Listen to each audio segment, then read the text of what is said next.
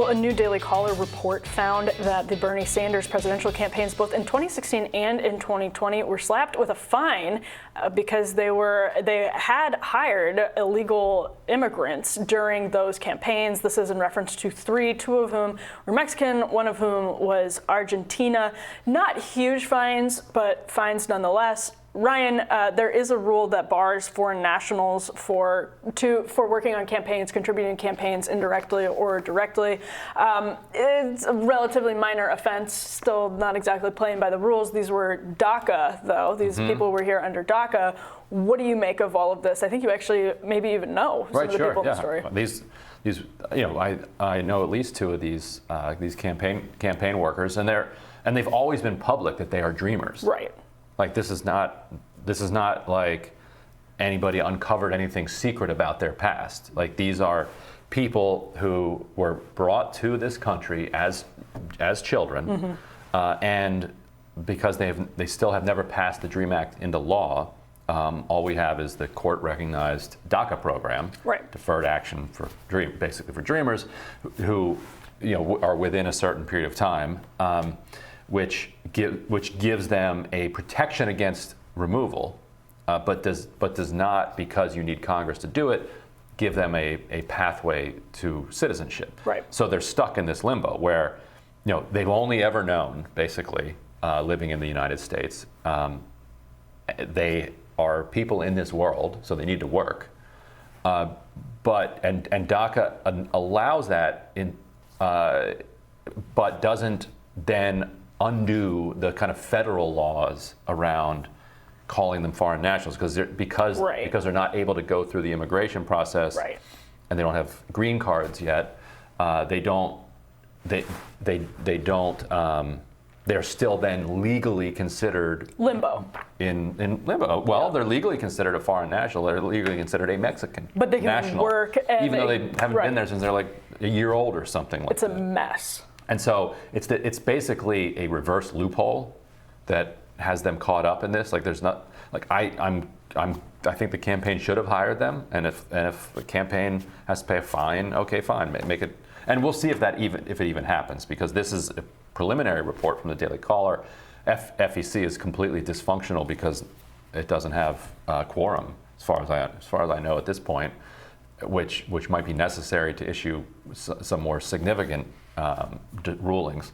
But okay, like if in order to hire a dreamer you have to pay a little bit of a fee to the FEC, then I would say just consider it part of the fee. But I think our political system is not complete if we don't have the voices of those people participating in it. And the idea that because of this particular law that dreamers should not be able to volunteer for, even the law would say that you shouldn't even be able to volunteer and door knock for Bernie Sanders or whoever. Yes. If you're a dreamer, it's just completely absurd. Well, because they didn't have anything to do with where they were born and how they got here. So 2 points on that. I think that's why Obama's executive action actually was really, really, put people in a very difficult situation. And our immigration system is Byzantine and convoluted. We did a segment earlier with Allie Bradley, who was following the buses of migrants coming from Arizona and Texas to Washington, D.C. Whether or not people can work, they're given, whether they're just allowed into the country while their asylum claims penned. It's a complete mess. And it's exactly that confusion that cartels prey on and bring more and more young people who have nothing to do with why they end up in the United States. It's not of their own volition or free will. It's because their parents sent them with coyotes, or it's just a complete tragedy. One question I have for you, as we're just discussing this, how did DACA not make it into any of the legislative packages that Biden has passed so far? I guess because of reconciliation. Yes. So right. In fact, they tried. The parliamentarian. Yeah, the parliamentarian shut it down. Right, and so they were going to do, and actually, if you remember, we had a little debate with Jeff Stein. That's right. Because I had heard that Democrats were trying to do immigration reform through DACA, through reconciliation, and their understanding was that it should be able to be done through reconciliation. The problem for them is they happen to have a former INS agent, right. INS prosecutor, as a parliamentarian. Right. And the parliamentarian wrote this, purple over-the-top opinion ruling saying that, yes, it's true that the immigration provisions have significant budget implications, which ought to allow them to go through under reconciliation, but the result of getting citizenship is so profound that it overrides anything related to the budget implications, and therefore it's substantially policy rather than budget, which is so absurd that she would take that kind of subjective view of it, because then why would the climate provisions be able to go through? Yeah. I mean, I would think that like rescuing this entire planet from like apocalypse is more important than the budget implications. So therefore, yes. Basically the only things you could do through reconciliation under that reasoning are completely meaningless things.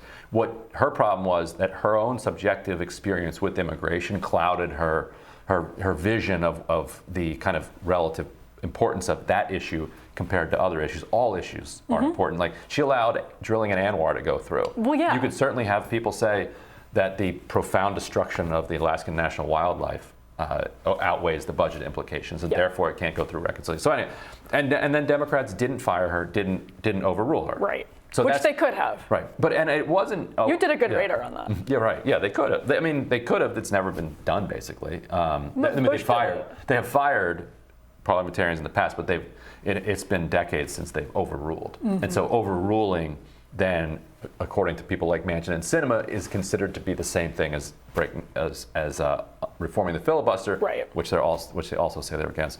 Anyway, I don't think it was Obama that put them in a difficult position. It was not passing the law, because they're already in a difficult position. But Obama knew that law might not pass. That was the problem with doing it via executive action. As the President of the United States, he knew that there was a chance that bill would get stuck in Congress. And so to take the first step without guaranteeing the rest. It had already been rejected in Congress. But then they had hope of a fresh wave and that there would be new conversation about it. They've never been able to get the DREAM Act through. But if you don't put the executive action in place, those people are still here. They're still in a tough position. Right. But now they don't even have protection against removal. But now it seems like the legal complications of the status are just as bad as they would be, even if not even more complicated. Well, they still wouldn't be able to work for a campaign. Right. With or without that executive action. Yeah. So it protects them from deportation, which is, a significant benefit, because that's a frightening thing to think about, that at any moment you could get picked up and sent to a country where you don't know anybody and you haven't been since you were a little baby. But that could also happen via a Republican Congress. They could reverse, certainly. They tried. Right. Courts upheld it, right? Right, but it could happen. I can't imagine. But living Republicans doing bad things is not an argument for Democrats not doing a good thing. Well, if it's a good thing that could be on the whim, that is predicated or not, that could subject people to the political sort of winds in very difficult ways. But I take your point. I take yours, and I hope that if Democrats hold Congress and have enough votes in the Senate to get this done, that they just get it done. Well, and by the way, my broader perspective on all of this is that things like DACA just make it easier for parents to send their kids up and wait for these asylum claims to be litigated and take these really dangerous journeys where they sort of live in the shadows of the country. And it's a really bad incentive system overall. That's why I guess the DACA is part of that, certainly from my perspective. But I think what we can both agree is that this is just a tragic state of limbo, and our politics is failing our people and people who need asylum and people whose countries are in tatters. No, that's right. It's a mess. Well, we'll be back with more Rising Fridays right after this.